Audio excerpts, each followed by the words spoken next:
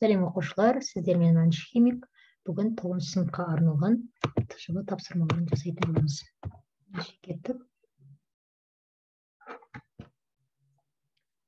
Аммиактың құрылымдық формуласын жазыңдар дейді.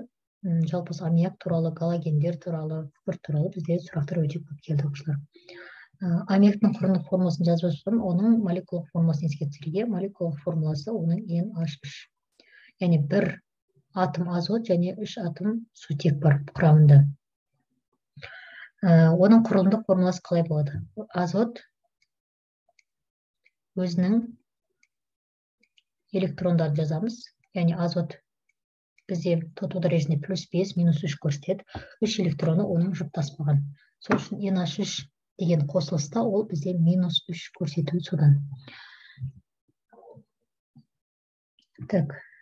Мына жерде жұптаспаған электрондар 1, 2, 3.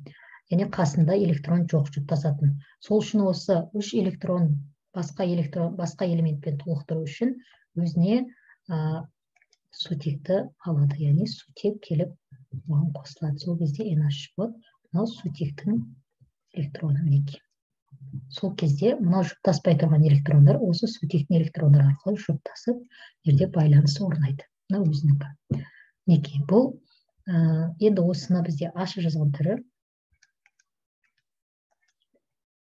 Мінекей, мынау бізде аммиактың құрылымдық формуласы болып табылады. Оның байланысына келетін болса, құрамында 2 түрлі бейметалл, екеуі де бейметалл, бірақ 2 түрі. Сол үшін бұның байланыс түрі ковалентті полюсті болады. Мына жерде сұрақта жоқ, бірақ сіздерде келуі мүмкін, сол үшін айтып жатырмын.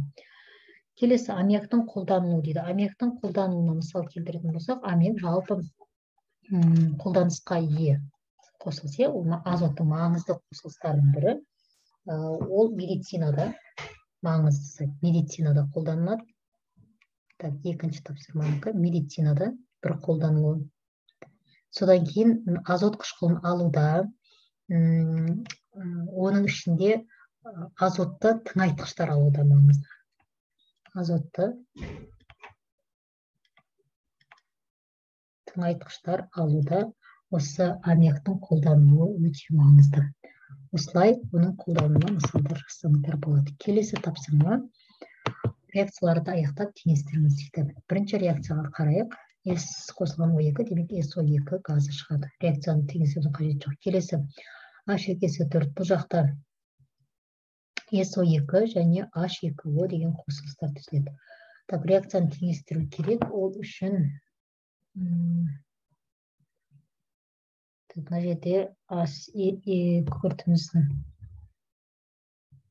саны өзгереді. Ол үшін мына жаққа 3 қойып, мына жаққа 3S, 2, мына жаққа 2 қойсақ, мына жаққа бұл жерге 2 қоймаймыз екенімізге.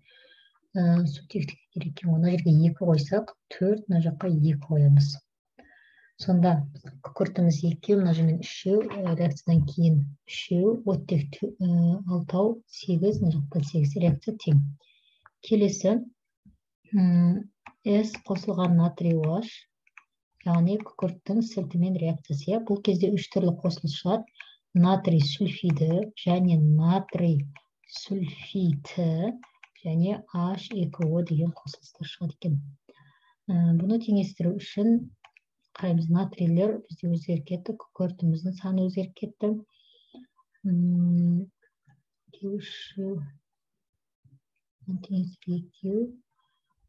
6 болып кетеді, 4, 6 есіміз 2, 3 болды, мына жаққа 3 есті қойып алайық. Енді сутек, 6 сутек бар, мына жаққа 3 қойып қоямыз. Енді оттегімізді қарайық, 6 оттек, мияқта 4, неде 3. Так, натрий 2S, 3 H2O қойдым. Натрий 2S. 2 қойдық, дұрыс. Мына жаққа мен мына жерде натрий 2S4 деп қойдым. Оқушылар кешіріңіздер, өзім сульфиті деп отырып, сульфаттың формуласын жерде 3. Міне енді бізде оттек теңесті. Бұл үшінші реакцияны аяқтап теңестірген реакциямыз. Келесі сұрақ. Азот ауаның 78%-ын құрайды дейді. Сол арқылы келіп бізге мынандай өзгерістер тізбегін берген. бұл өзгеріс тізбегіне сәйкес біз реакция теңдеулерін жазуымыз керек.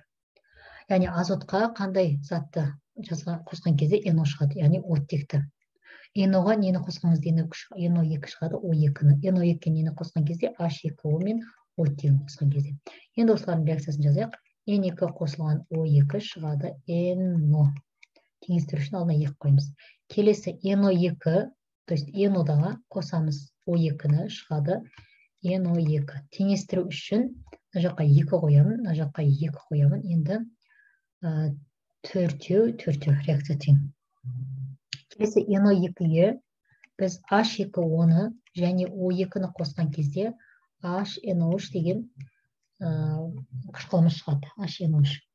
Енді теңестіру үшін біз 4, мына жақта 4, енді 2 қойсақ 8, 4, 2, мынау бізде 12 болды, H-мыз 4 болды, тең болды, теген бізге оттек теңестіру керек. Мына жақта 8 бар, мына жерде 2 бар, мына жерде 2 бар оқушылар, 10, 12, мына жерде 12. Реакция тең екен. Келесі сұрағымыз, ол коллаген молекуласының электрондық формуласын жазыңдар дейді. Электрондық формуласын, кристалдық тор типін және байланыстырын 3 түрлі сұрақ бар мына жерде. Мен бұлар оқушылар әр түрлі, бірақ сұрақ болып келген түрлері бар, яғни мен біріктіріп жаздым. Өйткені өте көп тапсырма келді тәжірибеге байланысты. Электрондық формуласы. Электрондық формуласы қазір осыдан кейінгі сұрақтан ол бар. Сол жерге тоқтайық. Мына жерде біз кристалл торларын анықтайық.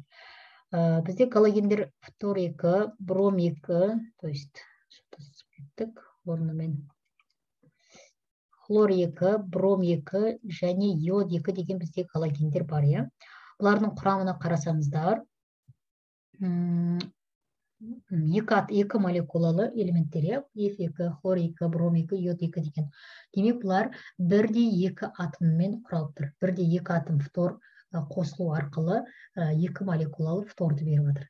Демек, бірде атоммен құралған болса, бұлар ковалентті полюссіз болады. Екеуі бірдей бейметалл болатын болса. Демек, байланыс типі ковалентті полюссіз. Ал молекулалық жауабын айтып қойдым. Кристалл тор типі. Кристалл тор ол молекулалық болады. Молекулалық.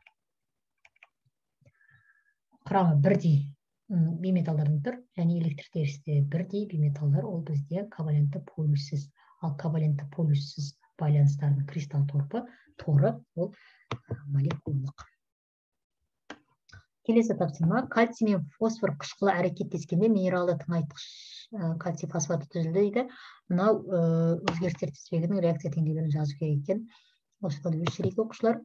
Қараңыздар, енді фосфорға не қосқан кезде фосфор оксиді шығады, әрине оттекті қосқан кезде. Ал фосфор оксидіне, қышқылдық оксидке не қосқан кезде қышқыл шығады, ол H2-ні қосқан кезде. Ал енді фосфор қышқылына кальций фосфатын шығу үшін не істеген?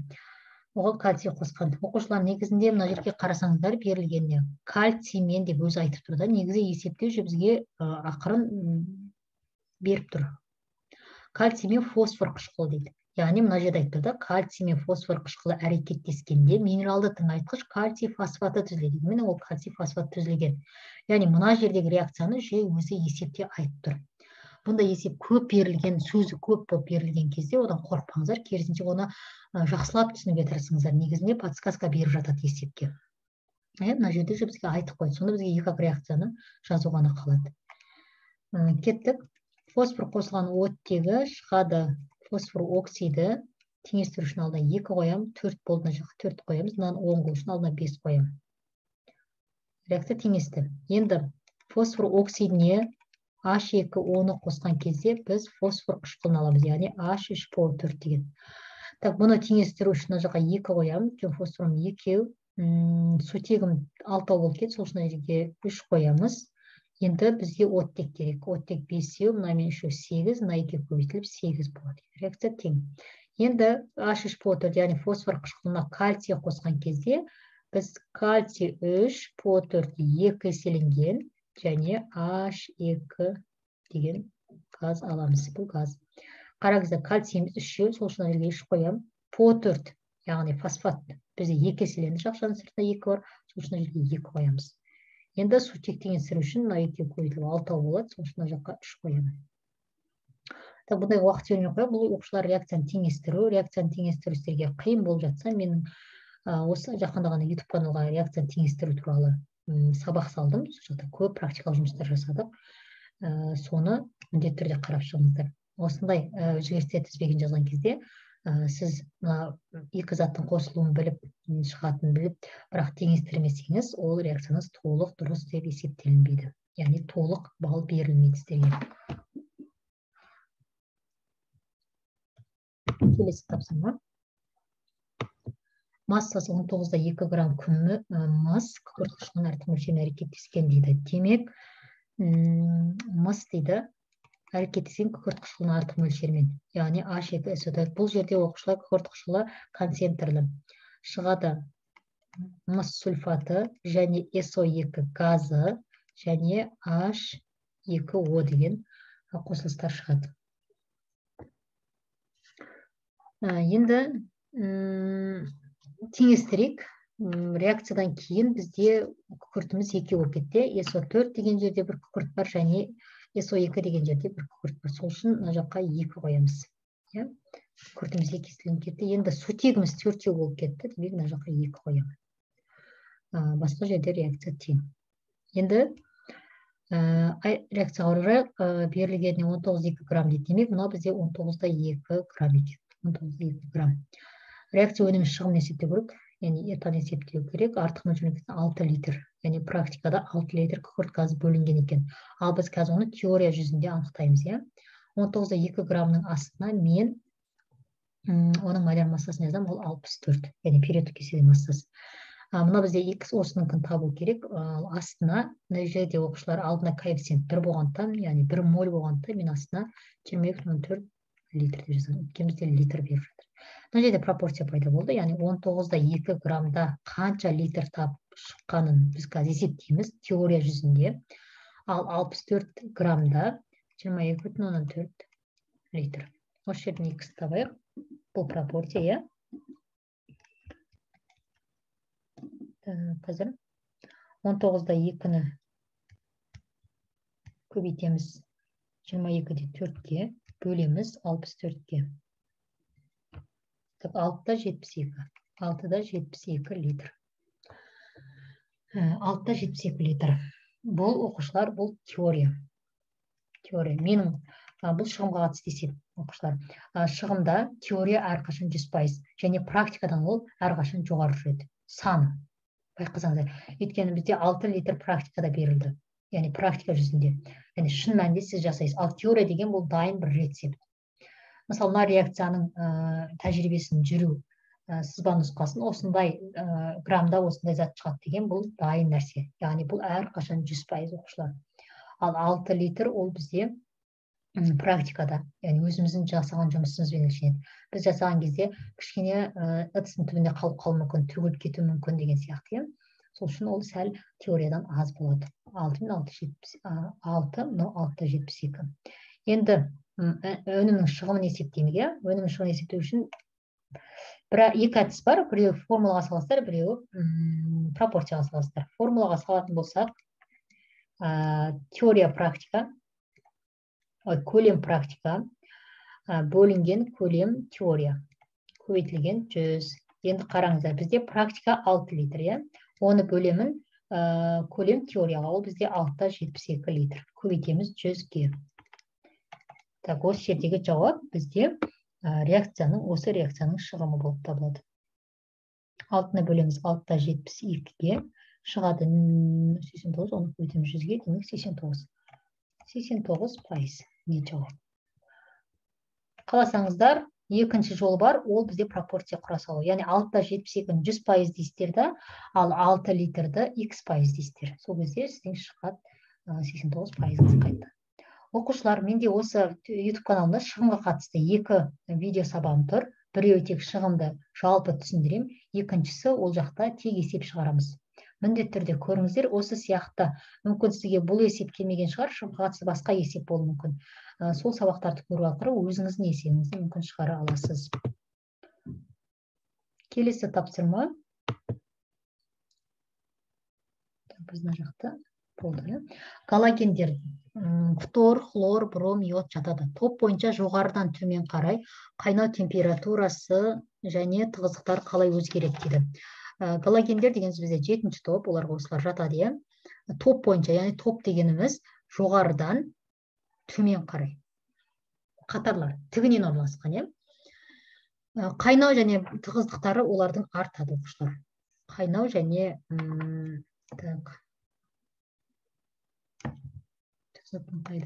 артады. Қайнау температурасы артады. Және тығыздықтары да артады. Жоғарылайды, артады.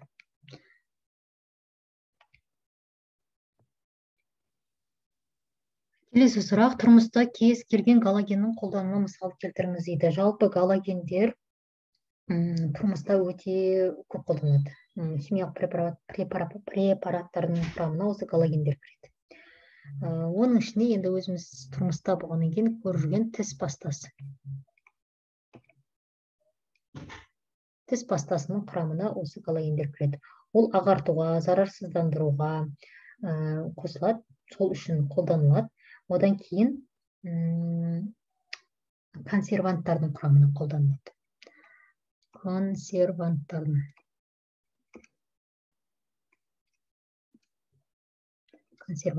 осы галогендер қолданылады екен. Көздің мысалымыз. Келесі сұрақ, ол осы тағы галогендер. Бағана мен сіздерге айтмай, электрондық формуласын кейінірек айтамын деп, мына жерде сұрақ болды. Электрондық формуласын жаз дейді. Так, о жақта негізінде не бар? Так, фтор бар, фторды алайықшы. Фтор бізде +9. Яғни атомдық нөмірі оның +9. Хлордікі 17, 19 болса, демек 1, 2. Екінші периодта орналасқан. Мына жақта 2 электрон, яқта 5 электрон. Енді келесін алайық. Хлор бізде +17. Ол үшінші периодта орналасқан. 2, 10. Ой, 10 деп бұл оны жерде. 8. Мына 8, 10, енді яқта 7. Жоғарысында 7 деп жазым бар. Қателескенмін, 5 деп 7.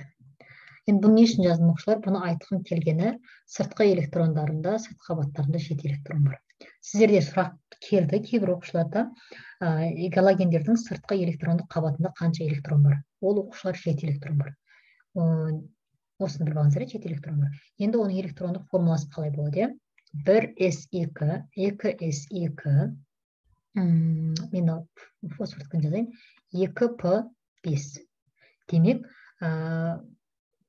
екінші периодта соңғы мына екеуін қосқан кезде 7 шықты. Келесі хлордікін жазайық. 1s2, 2s2, 2p5, 2p6, 3s2, 3p5. Қараңыздар, бұл жақта енді соңында барлығы p5-пен аяқталып тұр.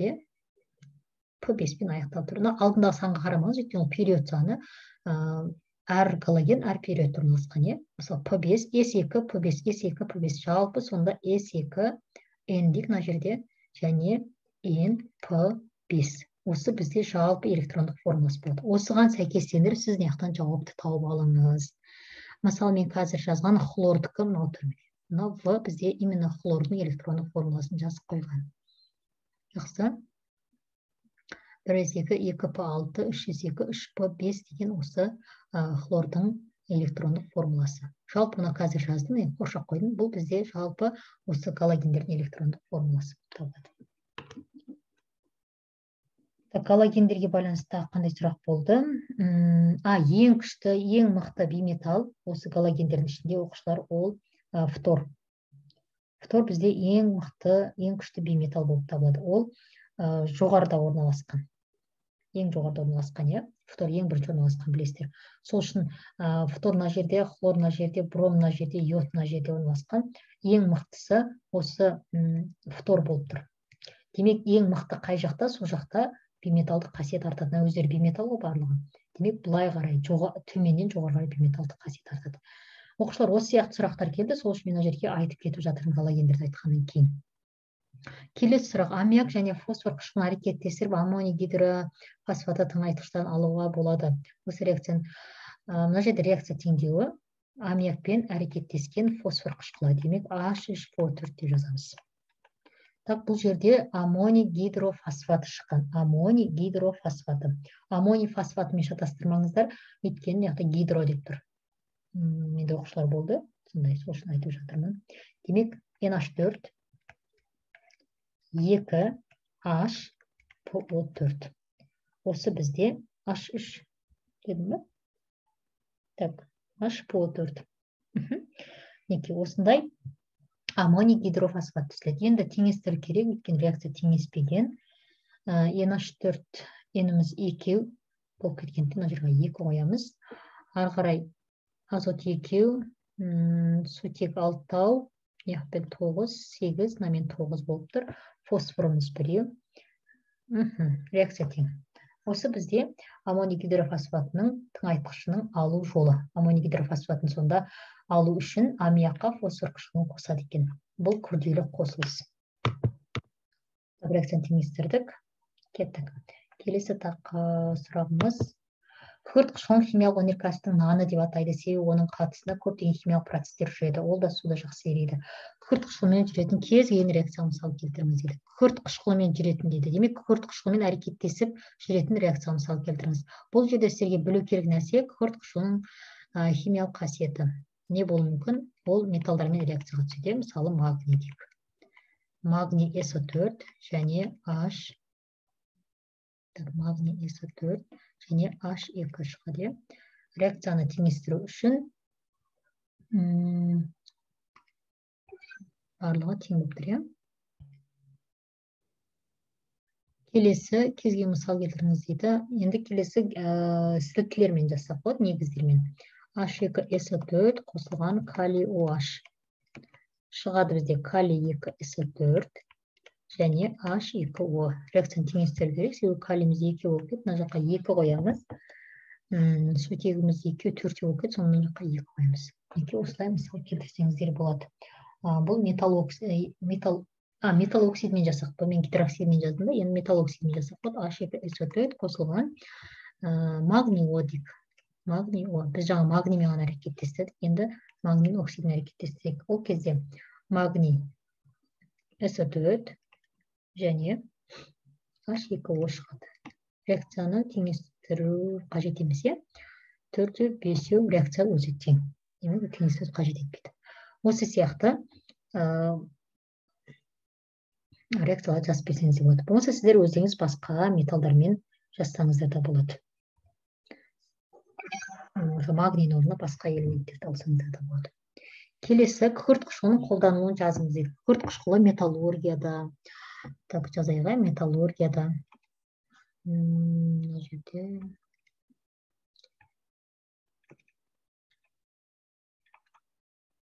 металлургияда қолданылады. Одан кейін мұнай өнімдерін тазартуда, аккумуляторларда қышқыл электролит ретінде қолданылады. Жалпы күкірт қышқыл бізде, сонда мұнай өнімдерінде,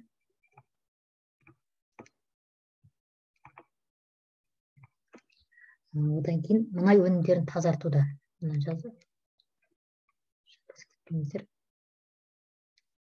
Мұнай өнімдерін тазартуда, металлургияда дедік, содан кейін тағы бұның тұздары бар, олар минерал тыңайтқыш ретінде медицинада, ауыл шаруашылықта зиянкестермен күрестіруде, шыны, сода өндірісіне қолданылады.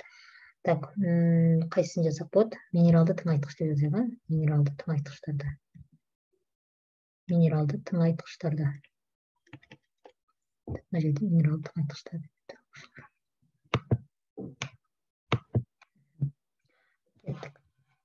Қолданып жаздық. Енді бізде келесі есеп екен. Есепке барайық.